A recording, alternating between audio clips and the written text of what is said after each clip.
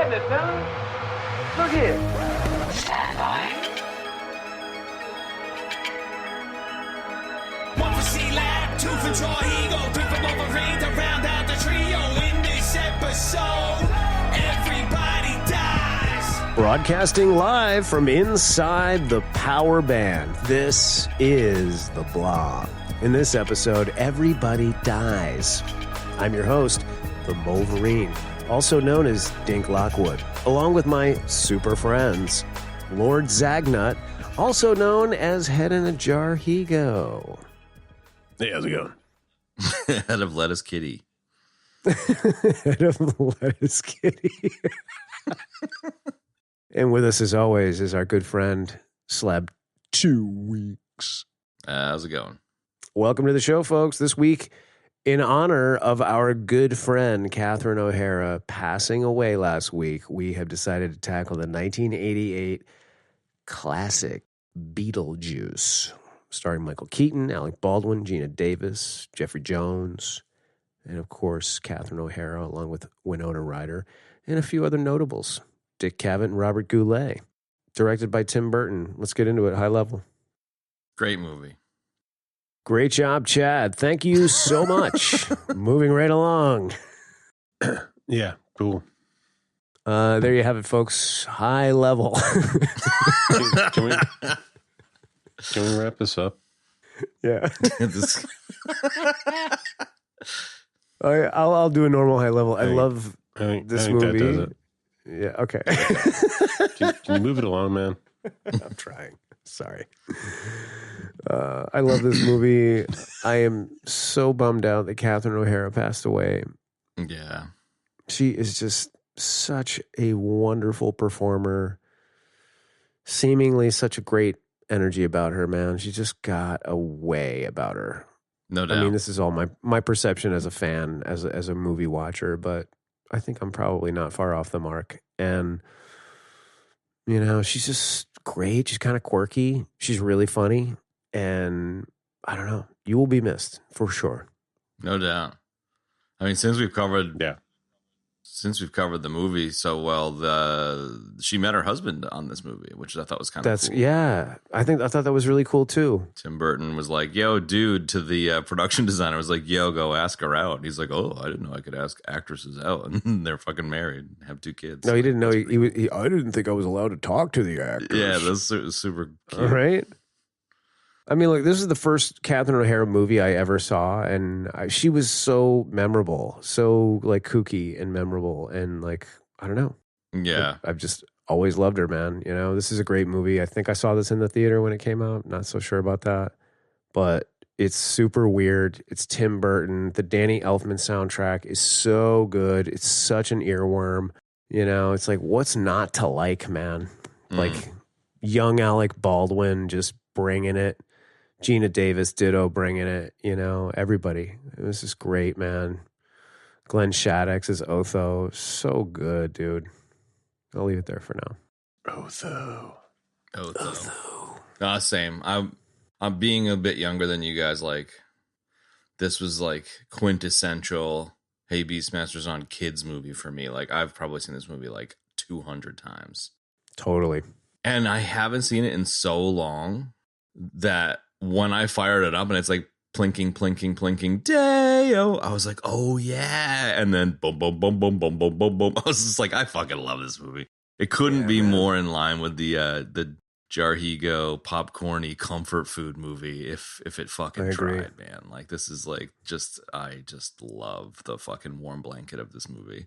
Yeah, So, it's as cozy as the house they live in, man. No doubt. Yeah. It's like I didn't really realize how kind of simple the whole thing is. Same. And really, it's like the Tim Burtonosity kind of that like judges it up. There's some amazing production design. Speaking of, you know, Catherine O'Hara's husband, like, I don't know, like the models, the model stuff in particular, I just really, really like the opening sequences over the model and then all of the like, you know, green sound foam when Michael Keaton's in miniature and shit. Like, I just really enjoyed picking up on the little things that I hadn't seen in 15, 20 years, you know? Yeah, absolutely, man. I agree. The model work and the puppetry, the stop motion stuff is just tip top, man. It's great. Even when it's a little cheesy, it's tip top. You know, it's just it was. Oh, it's and cheesy. Yeah. It's cheesy. Totally. I mean, look, it's, you know, you're right. The story is kind of simple, but like Tim Burton just has such a specific sort of way about him, you know, No like doubt. everything that he does has just got its own unique touch. And I love that about him. I love like the way he sees things, you know, and No doubt. Yeah. the way he saw this sort of somewhat simple, like poltergeist comedy. It was just super, super cool, man, you know, and then you combine, excuse me, you combine all that with really, really great talent like Michael Keaton and all these other people, you know, and they're contributing their own things to it. And it just makes it and elevates it even more. It's just great. Yeah. It really fits for me in that kind of Hall of Fame 80s-ish comedy kind of vibe. You know, like this the kind of doesn't take itself too seriously, silly. Not over the top comedy, but just enough. Like I mean, for me, like this was probably my introduction to pretty much everybody in this, as well as Tim Burton, obviously, considering all he had done was, I would probably did see Pee-wee's Big Adventure before this, but it's a different kind of, it's kind of Burton-ish, but this is like full fucking Burton. Never go full Burton. Like this is as full Burton as you get. Yeah. It is. Yeah. So. Yes. Like Michael Keaton's makeup and stuff. It's like iconic Michael Keaton for me. This is like what I think about more so than maybe Batman. Batman probably put a bit of a shadow over this from my, 12-year-old brain, but now as an adult, this is like my favorite Keaton, I think. Multiplicity is pretty fucking good though. Multiplicity is There's good. lots of good Keaton out there. Yeah, there is. It's fair. true, man. Like that guy just goes like hard, you know. It's like it's always like A tier, the effort. I mean, think about like Batman. He's really versatile too, Yeah, it really is. It's massive range. Yeah, like Night Shift to Gung Ho to Batman to this. I mean, shit, I even really like the Founder, the Ray Kroc McDonald's one. Like, if you've seen Oh my God, dude. That is the only new movie that I have watched multiple times. And it's so probably because he's in it, It is, And I think, love the story. I also love, what's his name? Norm, son of a Gunderson, John Carroll. And I'm a big Nick Offerman fan too. So like I love the whole genesis of that story, but like Keaton just, brings it home, man. I've seen it many times. It's so good.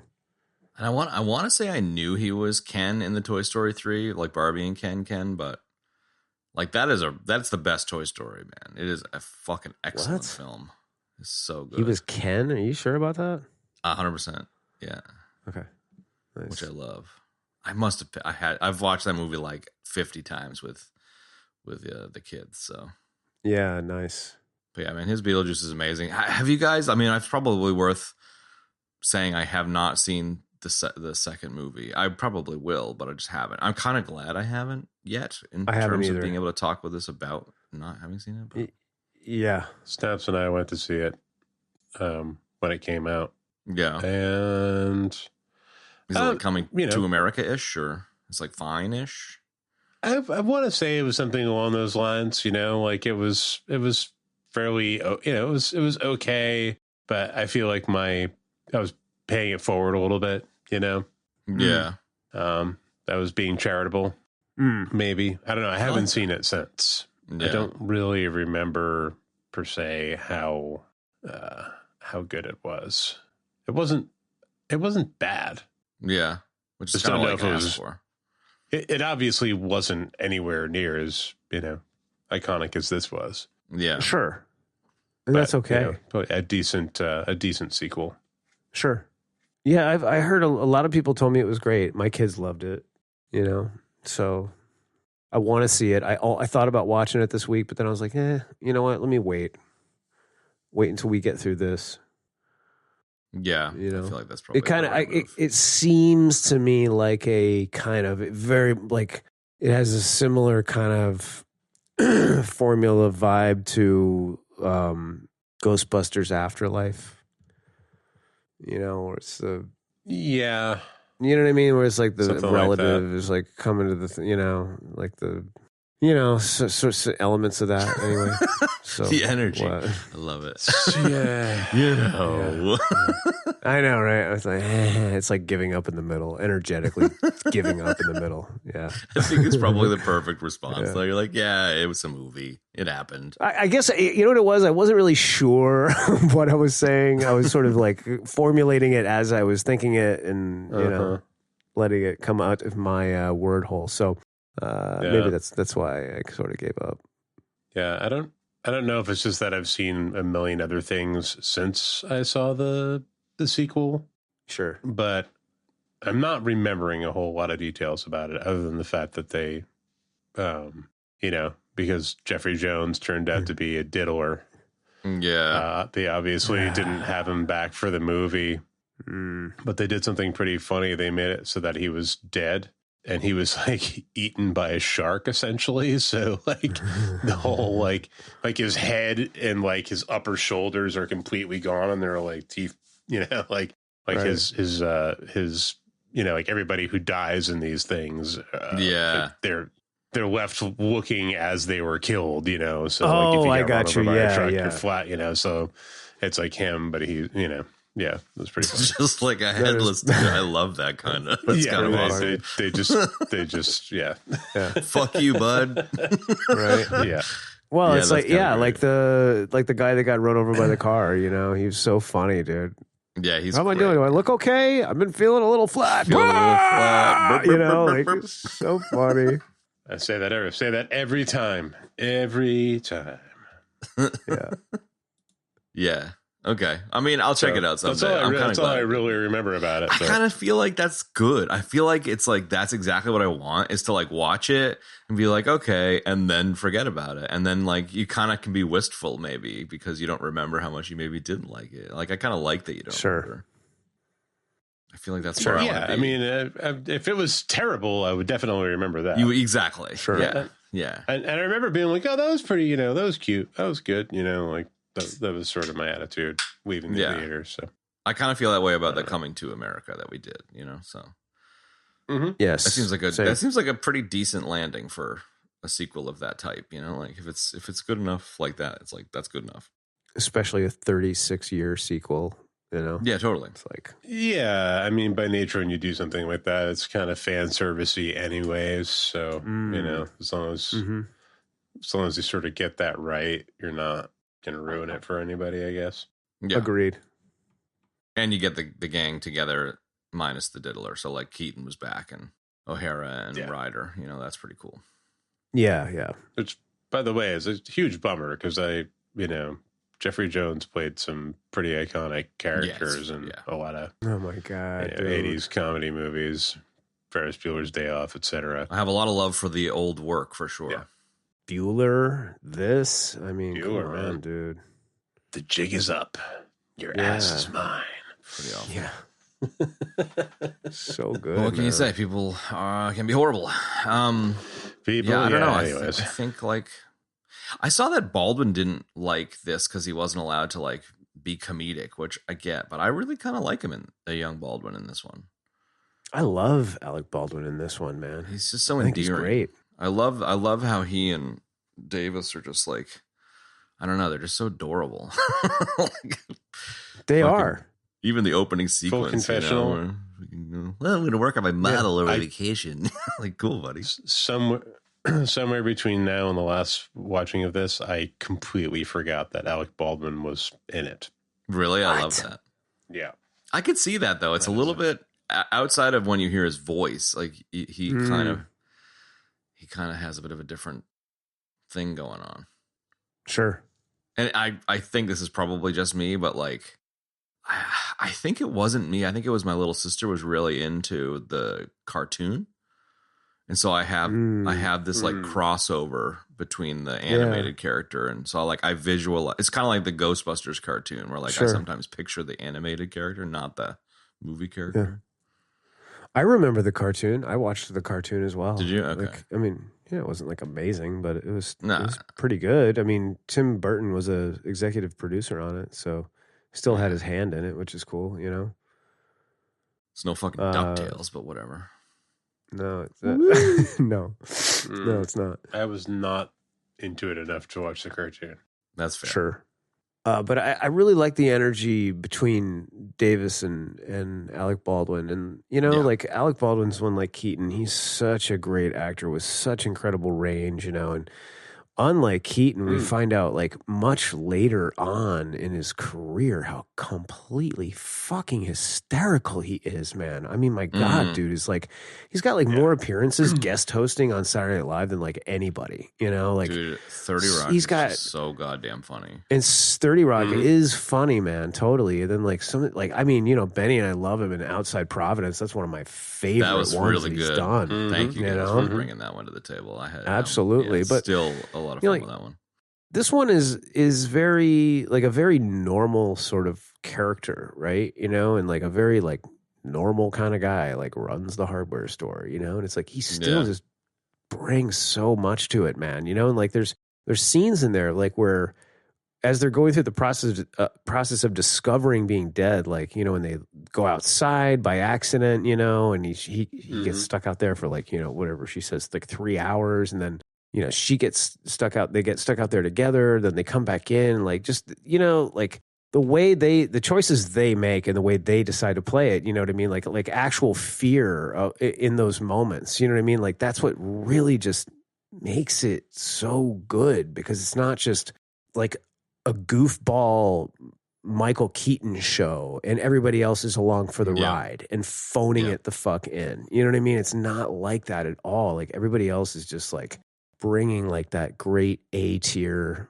you know, energy. And it's just great. Those little moments just really jumped out at me this time, like especially Gina Davis, but both of them really just like, you know, getting freaked out by the various different things of being dead and but they're going like over team. the book. They have great yeah, that. exactly. Yeah, absolutely. But it's like they're team, like, I don't know. They have such good chemistry and teamwork as actors, man, you know, and I don't know, seemingly as people too, probably. Like it was so good, you know?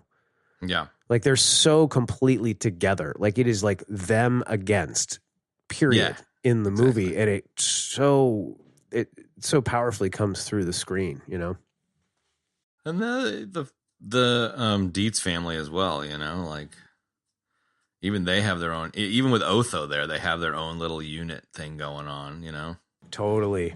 I love, like, you gotta just, the Catherine O'Hara, Jeffrey Jones, Otho kind of triangle is just so I love it. Funny, man. Like I love it, man. It is so fucking funny. Shaddix and O'Hara were like the spray paint cans and shit, walking. Mo's like, you read my mind, you know, all that shit. And well, then they just like, don't touch this room, you know, like there's, I don't know. Well, it was like 80s New York people, you know what I mean? Like coming up to like Connecticut, and they nailed that. Like I don't know, at least that's the way it seemed.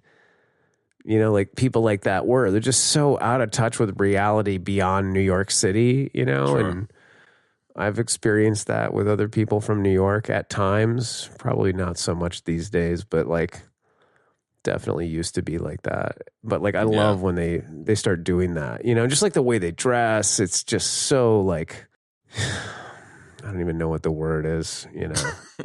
on the cusp of the envelope of whatever, you know, like it's just, I don't know. It's just great. I really, like when I was a kid, I loved Glenn Shaddix. Like I loved Otho. He's always been one of my favorite characters. He's just super like kooky and weird and kind of mysterious and like, I don't know, funny too, man. One of my favorite jokes in the movie is when Beetlejuice puts the spotlight on him and like changes his slick New York outfit to like a blue fucking 70s leisure suit, and he looks down and he's like, dude, I never appreciated that. Yeah, I never appreciated that until this viewing, man. How good that really was, you know? It's really funny, man. You know, He is And, such like, a all key piece of the movie, though. Like without an Otho, He really here, like is. it's fine, but he is just such a cherry on top. Well, he kind of knits the whole thing together. It's like you've got the house, you've got the ghosts, and then you've got the people moving in, you know? And then it's like, it's kind of him and Lydia are sort of the linchpins, right? Because she can see them. He can't, but he's like really interested in like exploiting the whole thing, you know? And like, I just love like him talking about all his various jobs over the years, you know, and everything's like, you know, I was a paranormalist briefly, you know, I was like, I was this briefly, you know? So I don't know. I just like all that. It was very funny.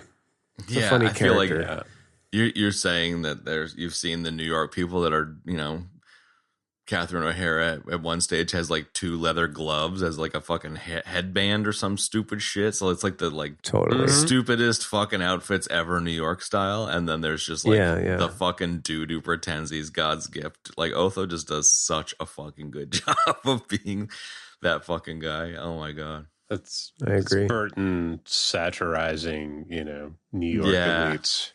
Absolutely. I couldn't quite decide whether I hated their, you know, their redo of the house more than I hated the original, like, you know, super country wallpapered fucking LL Bean take. Like oh my God. Both are kind of revolting to me. So absolutely. Agreed. I kind of feel like that was almost on purpose, man. Oh, it definitely was on purpose. The outside, though, I really loved how abstract and Burton-ish it got. You know, like the inside was Delia Dietz and Otho, but the outside was very Burton, I think. I agree. It was very after surreal. the remodel? Yeah, afterwards, all the weird. Yeah. It's like the weird. It's such an ugly house to begin with. Oh, it was hideous. It's just fucking hideous. It really is, man. Like there's that one like wide shot in the beginning, and you're like, wow, that thing really just sticks out like a sore thumb in the landscape there. You know, it's like up on that bald hill, you know, and just all by itself, like a fucking like a tumor or an oversized exactly like a tumor, melanoma or mole or something. Like, it's just awful. Yeah. I know I'm jumping around here, but when Jeffrey Jones does the presentation to Goulet, and he's like, "We'll have the insect farm over here." Just giving the presentation. It's just like, oh my fucking God! It was kind of like Michael Keaton's character in Night Shift with his stupid fucking ideas. It's like, oh yeah, okay. A little bit, yeah. Everyone will come up to fucking pet the insects. Oh, fuck. And Catherine O'Hara is like clapping, you know, and she's like realizes nobody's clapping. She's so like she brings this like great awkward energy to the character, you know. Like, really not sure of herself, you know. But can you answer me this one? Who the fuck is the chick sitting next to Otho? The like gaunt chick, Beryl, I guess is her name. Is that supposed to be Otho's girlfriend or something? I think her. So. She's such a bitch. I love her so probably. Yeah, I think it is supposed to be his girlfriend. That whole sequence especially is just so good. The Deo. Yeah, the lady that plays Dick Cavett wife was the secretary in Secret of My Success, and she's been in a ton of things. I love it's Dick Cavett playing a character and not Dick Cavett too, because like I know, right? Delia, too, you are a flake. Yeah, I like Goulet too, man. The Goulet part's so tiny here, but between this and Naked Gun, man, like Goulet as the Naked Gun dude. Yeah, it's so good. I was gonna say like this show is brought to you by the production Red Ships of Spain. You guys remember that from Saturday Night Live? Red Ships of Spain. I know Betty does. Red Ships of Spain. Dude, fucking Red Ships of Spain. Will my love ever be the same? That was... What's the bit with the hat? Is this your hat? Yeah. Totally. Oh, Robert. The whole thing was like a it was a stage production, and Will Ferrell plays Robert Goulet, of course. And then, like, in this one, you had Alec Baldwin as Wes Goulet, and then Chris Parnell as Ken Goulet. It's so good, dude.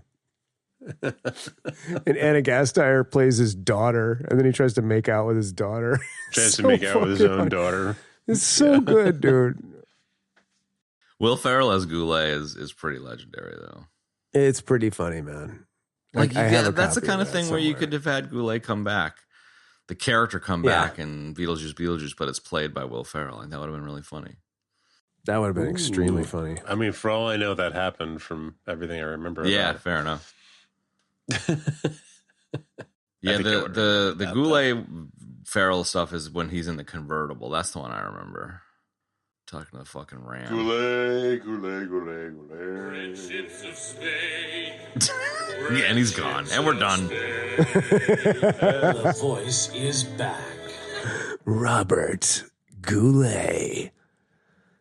All right, I'm going to take all my ejection deaths. Mm-hmm. Anyway, I agree. I really liked Goulet, the inclusion of Goulet, you know.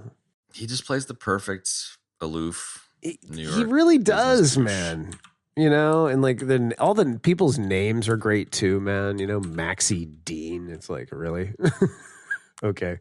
God, this is such a great 80s name. I know, that's what I mean. Maxi Pad. Hey. This is definitely where I fell in love with Winona Ryder. I was 8 when it came out, so I don't feel weird about, being in love with Winona Ryder despite the fact It's okay. she's a teenager Sure. here. But she just brings the thunder, man. Like, she is the gothiest of the gothiest. Like, she just Tim Burton's out here with a little, like, spike bang. She's got the downward spike bang hairdo, and then her mom's got the, like, swirly on the side of her face hairdo. Like, I don't know. Tim Burton just brings so much to this fucking movie. But Winona Ryder just wears it so well. I don't know. Is she like the original? Is this like, I was wondering as I was watching it, I was like, is this the genesis of goth? Like, is this where it all came from, dude? I don't know. Maybe. No? You don't think so? No idea. I don't am not think it is. a goth movie historian.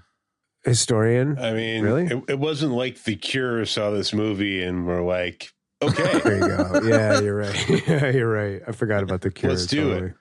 Yeah. No, that's definitely what happened. Robert Smith went to band practice and was like, mate, I saw this movie. I saw this movie. You wouldn't believe. 1979, Bela Lugosi is Dead is considered the first goth rock song in theory. Okay. And then, The Cure, Joy Division, Susie and the Banshees, Bauhaus. Yeah. That makes sense. I think it would be fair, Kev, for you and I to take a death for a timeline death there. That's a timeline death for sure. I like that, man. Done. That's like the equivalent of when you run into a kid who's wearing like a, I don't know, Nirvana t-shirt, and you're like, oh, cool. Or like the Ramones, and you're like, oh, cool, man. What's your favorite Ramones song? And they're like, oh, what? Yeah, so Beetlejuice invented goth. So like all goth is based on Beetlejuice, right? Like, no, mate. Yeah, I mean, that could backfire, like somebody who has no idea what goth is might like dress up like Alec Baldwin and go to like a Cure concert. Hell yeah. And be like, what Totally. the fuck? That would be hysterical. Or Otho. I'm kind of, I'm a little tubby for free these days. I could do the Otho outfits at a You could Comic-Con. totally do Otho. You like a I'd have to gingy clean Otho. shave a bit, and That's all right. that'd be funny. I would love Otho's to do Otho as a little Demolition Man. goth. Yeah, he's Unless got a he wears little black. He's like he's like the Japanese goth. He's got like the kimono thing going on. Yeah, Totally. he does a little bit. But him yeah. and Demolition Man too, I would love to do. Wait, who was he in Demolition Man? Was he like one? Oh, wasn't he like the He was the sort of toady professional? yes man. Yeah, the ass kisser of like the main Yeah. guy or whatever. Yeah, he was also in Multiplicity, dude. He played the building inspector, man.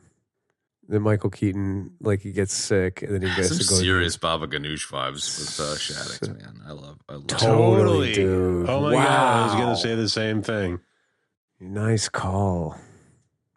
with absolute love for both of those humans. Some serious Sure. Baba Ganoush Yes. vibes. Yeah. No disrespect at all. Is this a photo of Baba or of Glenn Shaddix? I can't tell. I forgot about that, man. The kimono. Dude, if I saw me at a fucking Comic-Con dressed like that, I'd just be like, bro, you are my new best fucking friend. Totally. And it would be like, that's a good you one, will find 2 credits full. John Spartan. John Spartan, you will find 2 credits full. Glenn Shaddix, everybody. Glenn Shaddix also passed away, so it's kind of bittersweet. From falling down the stairs and hitting his head, just like he does in this movie. Yeah, but he was already debilitated and having trouble and wheelchair bound when that happened. I read that little bit about it. So that's quite sad. Yeah, it was too bad. Dude, only we would have Falmouth Motor Car, next post, Glenn Shaddix in a kimono. That's pretty good. I love it. It's pretty good. Oh, man. It's good. I know we're not on like Nugs, but did you see that the preacher was played by Tony Cox? I did. I did not see that until just a few minutes ago, and I think not his voice, but just his person. Yeah, the dude sidekick from Bad Santa. I just think that's amazing. Dude, he's so funny in Bad Santa. Oh man, he's funny, dude. When he starts mouthing off to Bernie Sanders, I mean, oh my God. Talk about a Freudian slip. Can you imagine if Bernie Sanders played Bernie Mac's character in that movie, dude? With his mittens. It's Bernie Mac. Like, I love that. I told you I want half. That's not even really a good Bernie. That's more like Al Pacino. That's a pretty good Bernie Sanders, man. I want 1/2 of 1%. Yeah. It's an even better Bernie Sanders. Jesus and free healthcare. Because healthcare is a universal right. I can't look, it's like that's when you know you guys are good at impressions is you pull a fucking Bernie Sanders out of a hat. Okay, nicely done. Out of your ass. Thank you. Nicely fucking done. I've been working on my Bernie for a while. Have you? Hey. Okay. I just picture you doing like the me, you know, like hang on, I got to get my 10 minutes of Bernie in today. Sound like that. That's not how it goes. You just kind of do it while you're working, man. You're just like wandering around mumbling to yourself. That's how I do it. I do that shit in the car. I do it like, whatever. Do that shit for free. Sure. I do also love in an early nug that this is Michael Keaton's favorite film of his that he's done. Like, I don't know, dude. So that guy's he's done so many good movies, man. I mean, but he also didn't like. He was only filming for 2 weeks. Like he just he got to swan in, have fun. It didn't get boring. He didn't hate it, and just peace out. Like that makes total sense to me. Sure, but he also had he only has 17 minutes of screen time. It's not. Yeah, he's barely in the movie. Exactly. Yeah. So yeah, but I don't know. And just the sheer amount of ad-libbing across the board, Michael Keaton and O'Hara. Is as a movie aficionado, not a 10-year-old. Like I just love the special sauce that these guys ad-lib, and bring to the table. Sure. Because there's some iconic fucking lines in this movie. Oh, absolutely, man. Like what? I mean, the most obvious one would be "Nice fucking model," which was ad-libbed, and the tree wasn't supposed to fall over. So like he kicked the tree over and then he dropped the "Nice fucking model," which is pretty great. That's pretty fun. That was good. You're right. We had nugs already. Well, no, we're just kind of whatever. We're just beating around. The when they ask him for his qualifications, I was trained at Juilliard. I went to Harvard Business School. I've seen The Exorcist 175 times, and it keeps getting funnier every time I see it. This is so good, stupid, dude. It's really great. I kind of want to see another Dune remake with these sandworms, though. Yeah, like a stop motion. I know. I want to see that. I feel like Jedi Wars. I think it'd be funny. It'd have been really funny. I enjoy Tim Burton movies, but I really don't like his zany aesthetic. Like I'm not into it. It's too much. It's kind of not fresh anymore. Like what do you mean exactly? Like describe that more, Ben. Just the wacky look of things, you know. I mean, Sure. I think when I like saw sort this, of I was like, dark carnival look. Yeah. it was the first time I was exposed to it, I think, when I saw this. And then, you know, subsequently, the more I saw it, the more I just felt barfy about it. Just don't Sure. like it. Yeah, I get that. Do you fuck with Nightmare Before Christmas or not really? Because that's like all it is that shit, right? That's 100%. all it is. Yeah. Yeah. Yeah. My kids love that movie, so I've seen it quite. Yeah, my kids do too. In fact, my kids got me this for Nice. my birthday. Yeah. I am the Pumpkin King. I can don't see know, that. sir. It's like Wes Anderson. I mean- like I loved Wes Anderson, and now I just find it very overbearing. Not that I dislike his new stuff. I just find I'm less like drawn to watch it straight away. Like I'll get to it someday. Well, it's because you know the style it's going to be in. You know what I mean? Because Yeah. that's, you know, and this. I'm trying to think of other people like that, but I don't know. There's a lot of interesting directors that, you know, like Ang Lee is really interesting because he does like all different kinds of movies. You know, like did the Hulk, and he did Brokeback, and like he's done all these movies. You know, so Crouching Tiger. Like different genre films, so it's like you don't have that worry, you know what I mean? But like, Yeah. somebody like Burton, yeah, I could see that for sure. It's, Kinda just like- to be clear, I'm like talking about the look. Just the Yeah, stuff, yeah, totally. You know, like Sure. the things in the movie more so than the like direction or the dialogue or anything like that. Mm. Like somebody like Wes Anderson would be sort of like all of it is wrapped up in a thing, you know, like Yeah. the way Yeah, people talk yeah. to each other, the way everything looks, like it's all very, you know, Yeah, particular. absolutely, Whereas, man. You know, and I guess, you know, maybe Burton is kind of like that too, but I just don't particularly, for whatever reason, I just have never particularly cared for the way his stuff looks. Yeah. Sure. It just gets a little tired. I think that's fair. Yeah, It's just kind of wacky and zany in a way that doesn't appeal to me. sure. I think you brought up the word carnival-y, dark carnival or Dark something. carnival. Yeah. That's how it Yeah. kind of feels to me, sort of. You know, like this Sure, movie, yeah. Nightmare Before Christmas, is kind of like that. You know, I mean, Pee-wee. You know, Scissorhands, Charlie and the Child, or Willy Wonka. Alice I in can't remember Wonderland, what they dude, called it. was just Also, Yeah, very that weird. too, man. I forgot about that. You know, The Charlie and the But, Chocolate like- Factory thing was just so weird. I wasn't into that one at all. it was out there. Lamar's I mean, Attacks I or don't like know. Big Fish, like are a little bit of a departure. I mean, Absolutely. Batman didn't Yeah, really have any of the Planet- claymation-y shit, but it definitely. It's What true. about Batman? Did that have? Is it the claymation-y shit that you don't do, or is Batman also somewhat qualified? No, there? even Batman sort of had that, Yeah, okay. that, yeah. you know, The just vibe as the Gothic. exaggerated, Yeah. the exaggerated nature Yeah. of like the Batmobile and like, Yeah. you know, the fucking, the Joker shooting the Batjet out of the sky with like a giant revolver, or like, you know, it just, It's Yeah. like an stuff that. exaggerated, like it's exaggerated reality. Really, I think almost more than anything. You know what I mean? Yeah. But like, then you get Sure. into like, Yeah. I mean, even like Sleepy Hollow has some of that look. You know, Planet of the Apes not so much, but you know. Yeah, I don't remember much of it either, but Sweeney Todd was similar to Sleepy Hollow, Sweeney Todd and you know, like, yeah, there's always like a dark undertone, you know, but I don't know. I didn't. Yeah, it's just you on my back. I'm not he here to yuck direct- anybody's yum or anything. I No, just no. Sure. care for it. I didn't realize he perfectly directed reasonable. the Wednesday series that's on Netflix. That's pretty cool.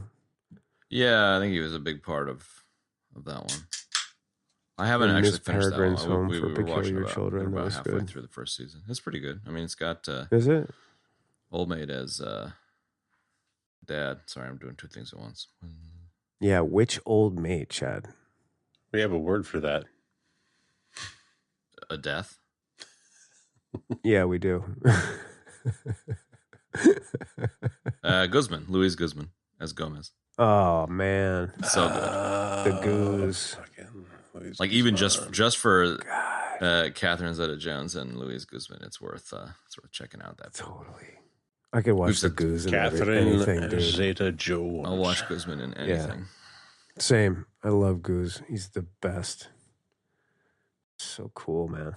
So when I say Olmate without any preemption, it's either going to be Bruno or Guzman. So just so you know. Okay. Thanks. Okay. That's great. I think that's fair. I think I think the crazy Burton aesthetic works here because one, like you said, it was fresh, first exposure. Two, sure, it fits the kind of ghost story material. But three, it is definitely over the top. I mean, like, you know, he comes up with a fucking hat on with those weird hammers at the end. You know, like some of the like, it's very like Looney Tunesy. You know, the way that it handles some of this. The energy is unroll. Yeah, like fire hoses, and then totally. Although that bit is funny, you know, the step right up thing, and like, you know, there's Goulet thinking he won a prize or something. He's having so much fun. they get fucking bonked through the roof, yeah.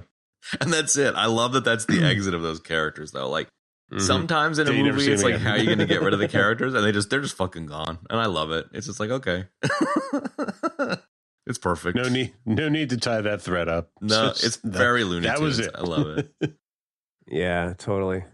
It was cool, and I know the movie was not well loved, but like all of like the Batman parts of the Flash were really great because he was in it. Keaton was in it, and like it was cool watching him bring that Burton Batman aesthetic into that movie and that world. That was cool.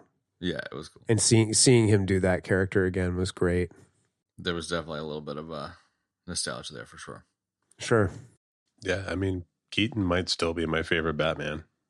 I think you're right. Now that I think about it. He was really good. Back 10 years ago, I would have said the Nolan Batmans are my favorite, and I'm fine with them, but like I'm way more attracted to Keaton as Batman or some of the weirder ones. Like the new ones are fine too, but he brought like a theatricality and mystery to it that I think was appropriate for movies, and certainly a character like that, you know, it was like you knew as much as everybody else when you were watching the first Batman, like what he was essentially, until we get a little further into the movie, and I really like that. But like as far as like a favorite Batman, I don't know. I like a lot of the Batmans for different reasons, you know, like Bale was really good for X reasons. Yeah, I did. I liked Ben Affleck. I thought he was great as Batman, actually. Like that older Bruce Wayne kind of feel, you know. And then I liked Batfleck. Batman. And then I liked Pattinson too. You know, like there was a lot of them just brought different things to the table that I thought was cool. Did you see that? Batman eat burger. Burton was strongly considering Baldwin as Batman for the original Batman that he did, which I think is interesting. So many people over the years have said that Baldwin would have been perfect. I think the problem with Baldwin as Batman, though, is that it's like Clark Kent with his glasses is like Bruce Wayne with Alec Baldwin's voice, and then Batman with Alec Baldwin's voice. It's like no one would buy it. You know, you're just like, hey, you're Bruce Wayne, dude. I can tell by your voice. Sure. I mean, he did The Shadow, which is where Batman came from, the inspiration for it anyway. So it's like once he did The Shadow, it was kind of like, all right, yeah, that was supposed to be a multi-picture situation, but it just didn't hit right. Right. What was that, Ben? What if Baldwin's Bald Man. Alec Baldman. What if Baldwin's Batman voice was the voice of his character from Outside Providence? That would be amazing. God, that would be great. Thick New England accent. So good. It's like he like swoops down from a rooftop on like a mugger. He's like, "Hey, Dildo." Yeah, totally. Oh man. What did I do? What did I do? You hit a parked cop car.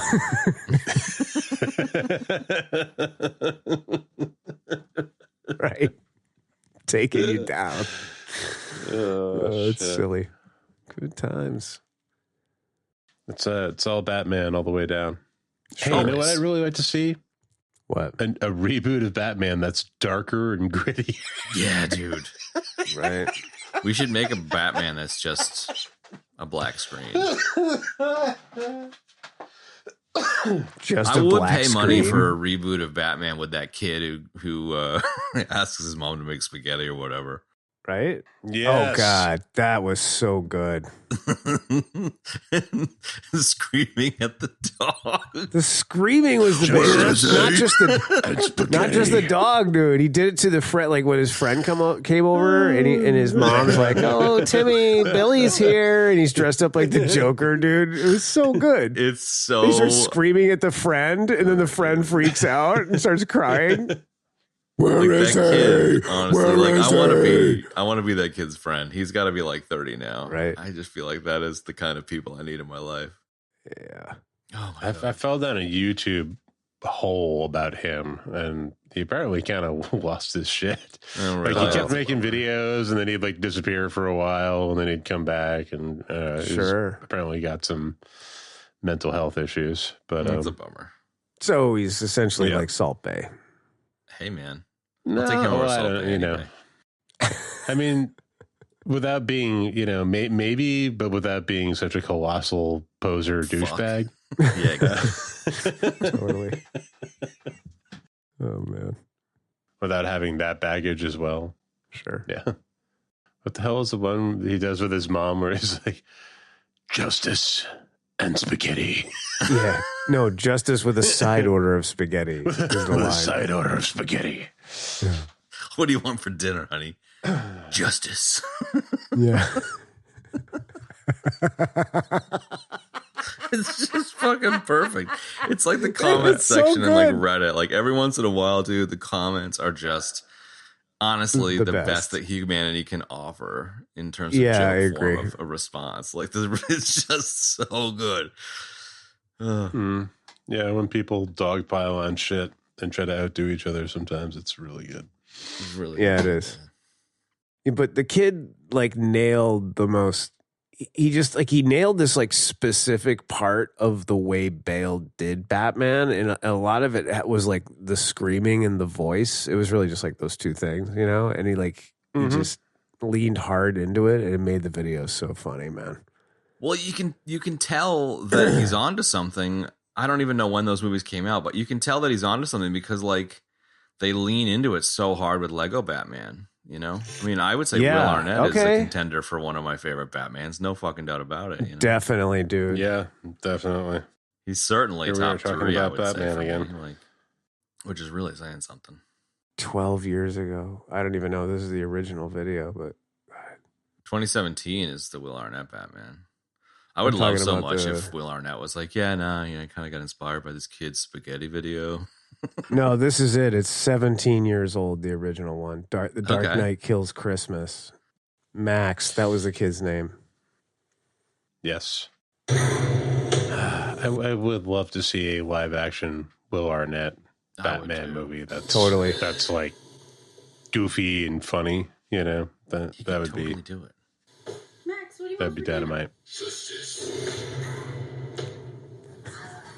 I feel like it'd be hard to land, but I don't know. You could do it. I mean, if you can do it in Lego, you can do it in real life. I agree. Yeah. And Will Arnett, like he looks the part for the Yeah. most part, and he's tall. he's- like he could totally do it, dude. There's no He's question great in my with mind about it. physicality too. You know, I agree, he's, yes.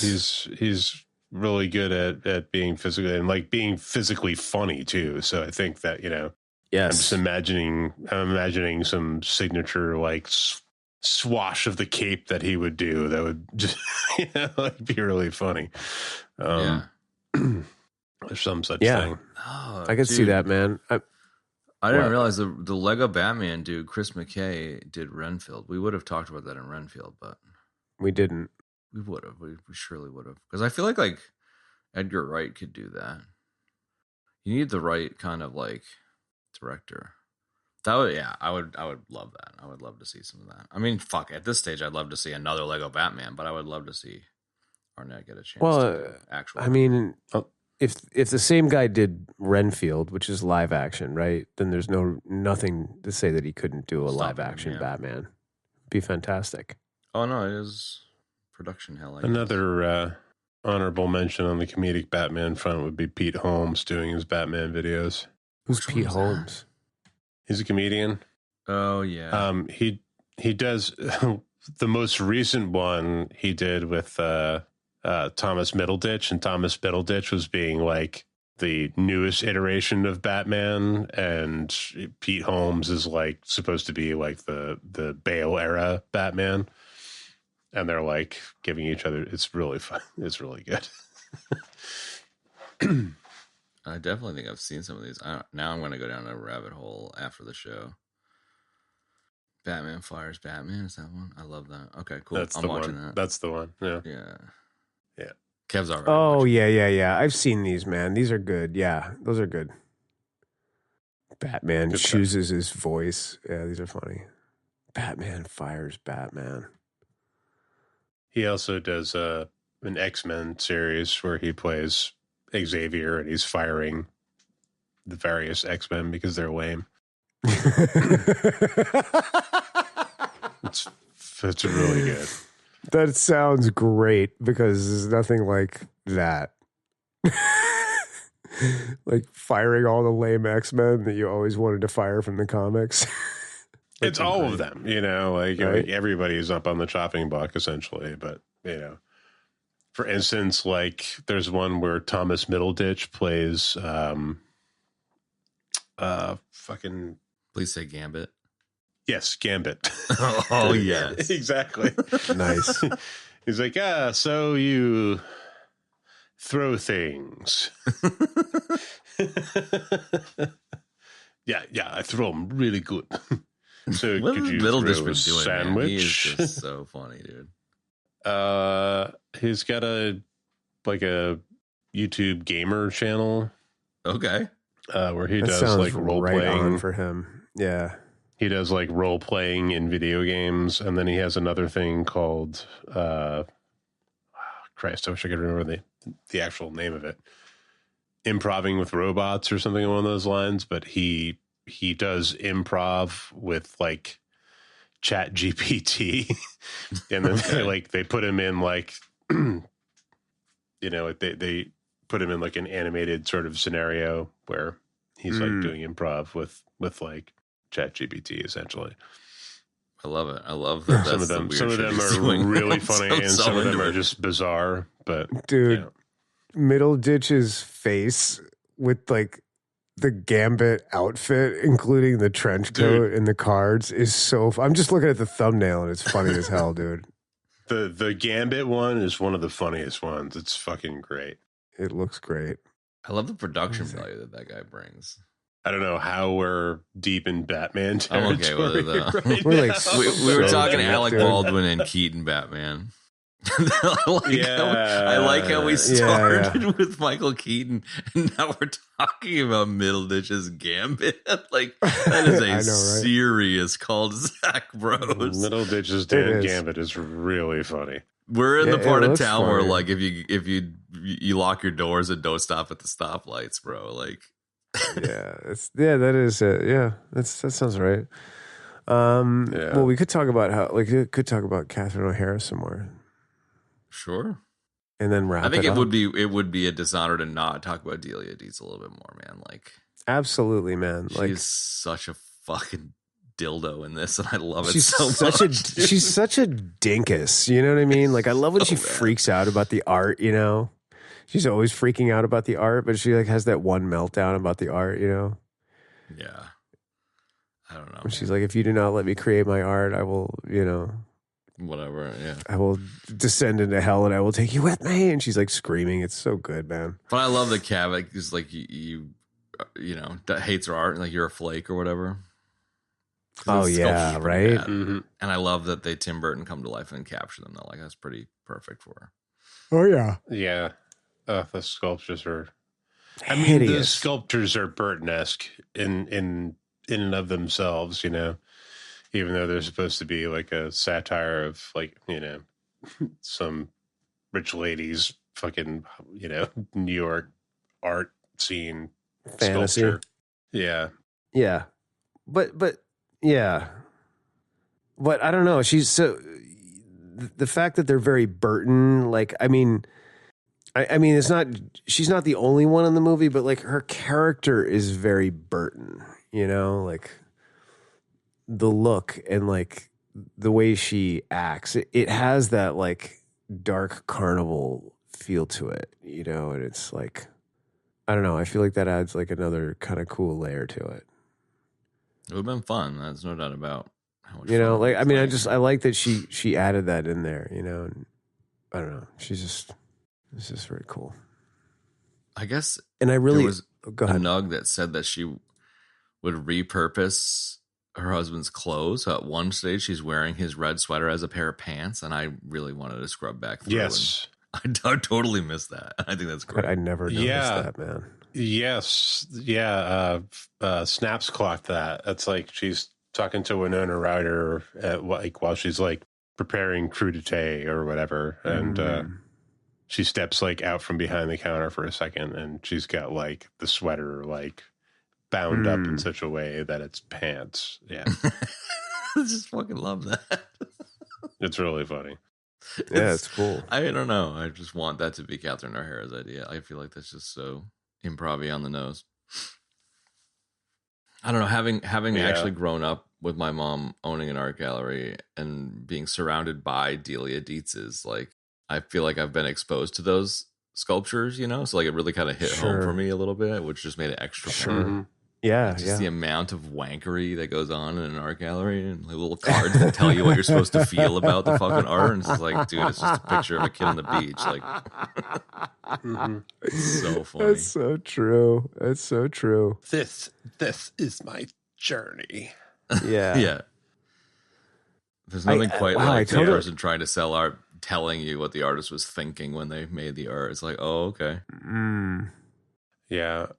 She's Catherine O'Hara is really good at sort of like making these absurd, exaggerated versions of, people that you've encountered in your life, No doubt. Those kind of like just assholes from like whatever scene it is. Like she's really, really, really good at like just sort of creating those caricatures that are, just they perfectly encapsulate the spirit of it and like bring it to the next level of absurdity. Yeah.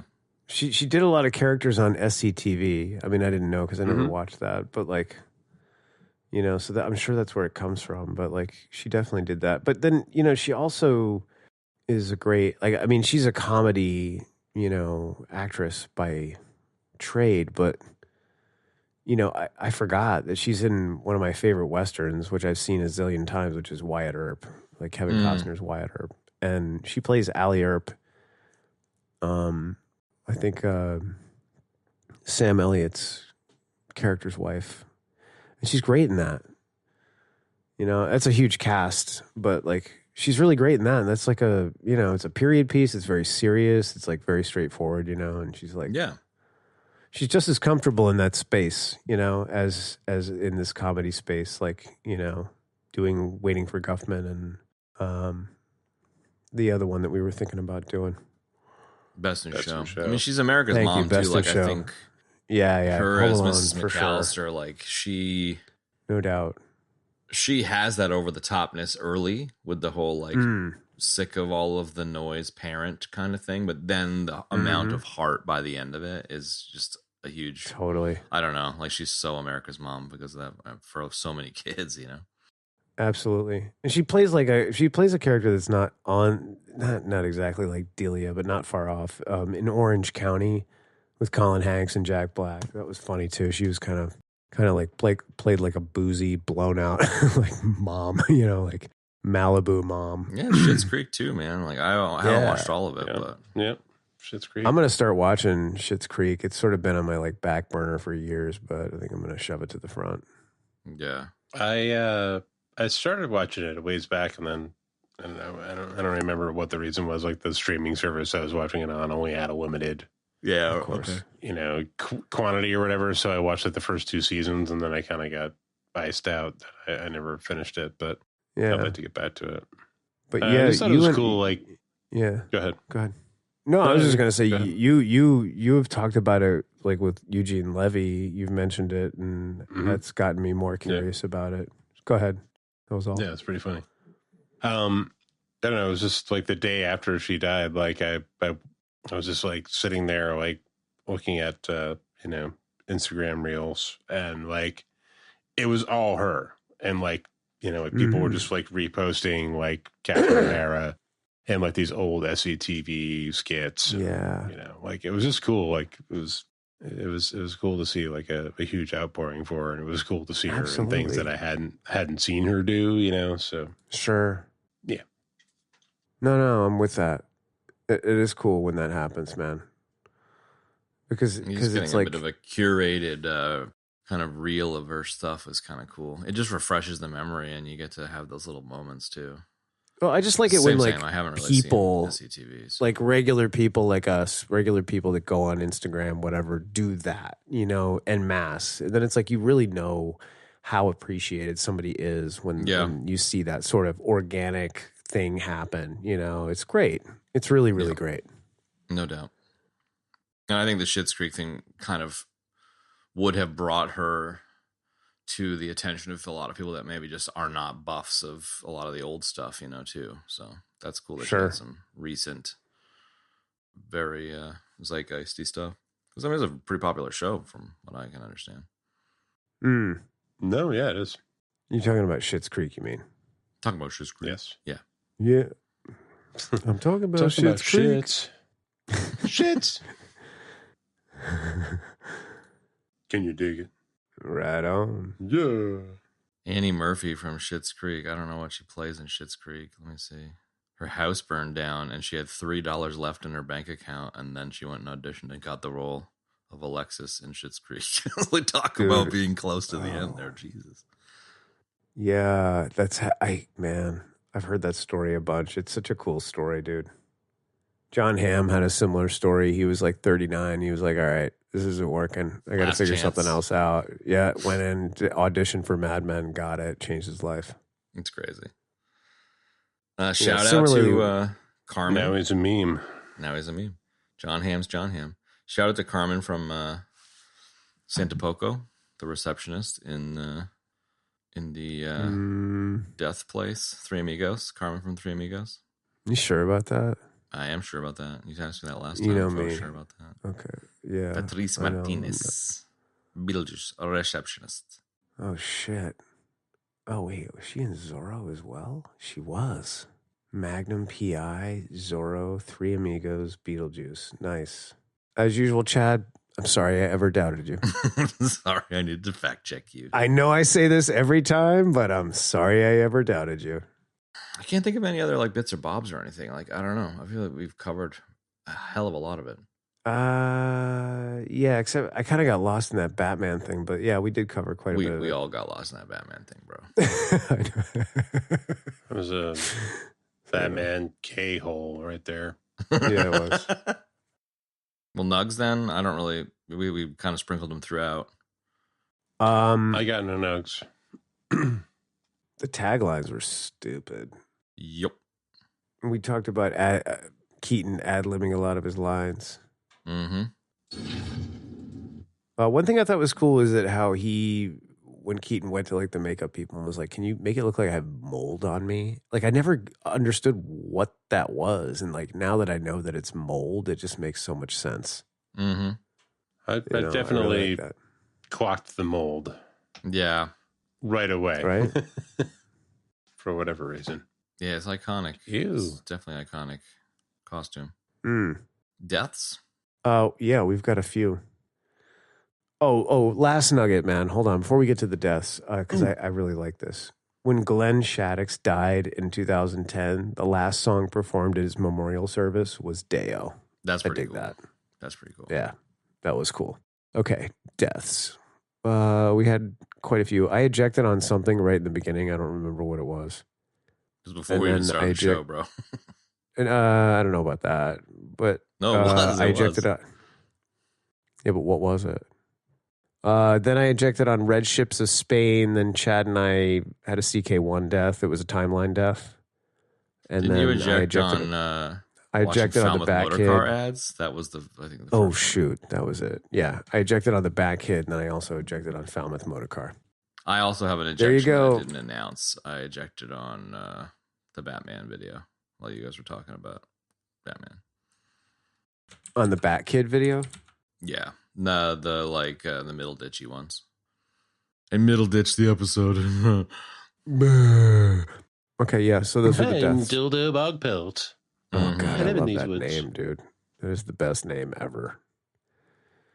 Okay, so yeah, that's the deaths. As far as recommendations go, like, if you don't love this movie, you're Go to hell. dumb. It's so good. Yeah, it's classic, it's iconic, it's cult, it's everything, man, you know? And again, you know, we decided to do this because of Catherine O'Hara passing, and like she's such a key part of this movie, man. Certainly a standout with her just kooky character, and she's just great. The movie's great. See it, love it, all that. Love it. Samesies. I was hesitant to do a rewatch. I was just kind of like, I'm not really feeling it, but I really enjoyed it. Yeah, me too. Same here. Jutta wutta, Needy. Bo. Jack Horseman. Next week, Chad, what are we doing next week, man? What are we doing next week, man? You're not here, right? So we're doing a toof. Yeah. Benny and I discussed Toof. some random stuff. And The Fall, Lee Pace, weird kind of fantasy, Nice. sci-fi. I don't even know what it is. It's very oddball, so it'll be good. There you go. There it is. All right, Lee Pace next week, and then I love some Lee Pace. Benny will be the week after that, and Chad and I are going to do Generation Kill. Something else. Hopefully Generation Kill. Yeah, I think it's on HBO, so I think we're good. Sick. Well, Anyway, beep-a-doo. Thanks for everybody for coming out and joining us for Beetlejuice, talking about Catherine O'Hara a little bit. R.I.P. We love having you, and we'll see you next week for, well, not me, but these two for The Fall. The Fall. See ya. Bye. Bye-bye. Bye-bye. And that's going to wrap up this week's episode. Folks, if you'd like to check out the show notes for this episode, you can do so in your podcast app choice or on our website, ebd.fm/episodes/337. Additionally, support. If you'd like to support us, you can do so on Patreon at EBD Podcast. Sorry, patreon.com at EBD Podcast. You can also rate us, review us, tell people about the show. All that stuff is great and it helps us out a ton. If you want to join us on social, you can on Instagram, woohoo, at EBD Podcast. And that's it. Thanks for joining us for Beetlejuice. We'll see you next week for The Fall. Thanks for, I totally screwed that up. So long for now. Just leave that. Folks, I am going to leave it. Always. Bye.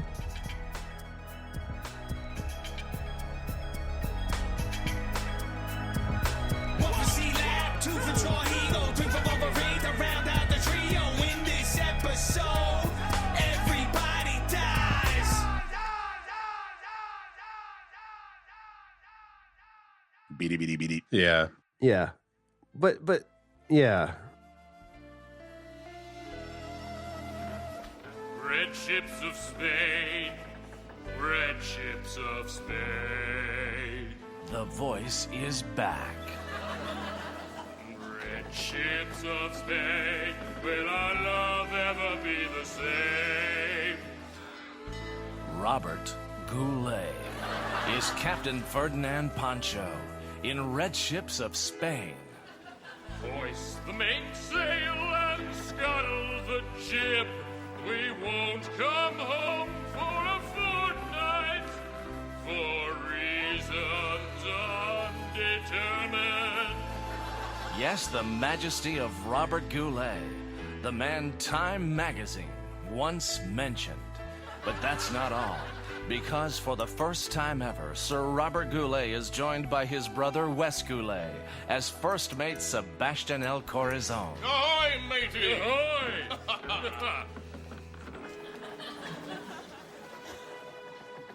Robert and Wes Goulet on stage together at last. It doesn't get any better than this. Or does it? Because for the next 2 weeks, older brother Ken Goulet will join his brothers as Tiagra, the pirate and spice trader. Red ships of Spain, red ships of Spain.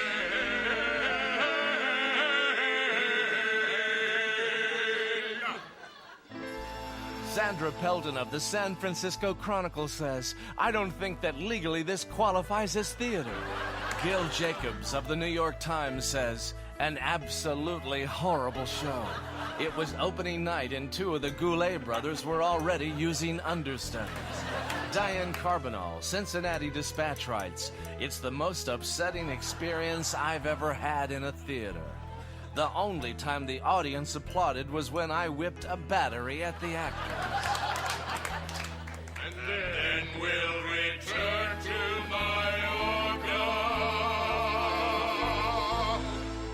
With plenty of laughs for the entire family. Where is my hat? Where is it? Is this the hat you were looking for? Oh, pirates. And plenty of adventure. There's trouble up ruin, and Fincher is stewing. This line has yet to be written. Hoist the mainsails and lash down the jib. Puncture the bulwarks and scuttle the crow's nest. Check the compass and oil the main engine. Pay the dock fee and check the weather radio before we get on the airplane. And of course, a little bit of romance with Robert Goulet's daughter Sheila Goulet as the sexy Princess Consuela. Oh, Captain, how I hunger for your lines, like pinatas and old Spanish castles. My dear love, I'm right here for you. I battled the pirates and I'm here to feel your gentle kisses in my chest hairs.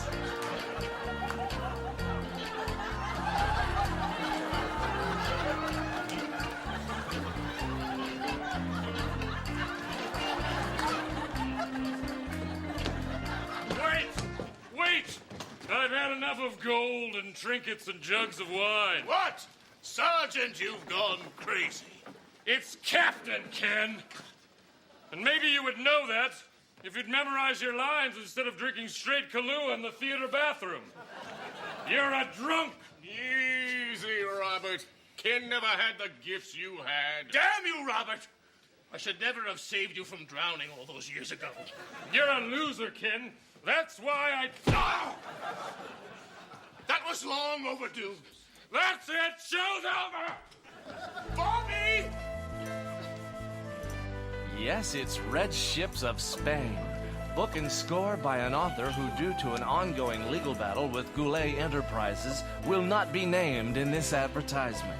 Yes, Red Ships of Spain, the hot new musical at the Nederlander Theater.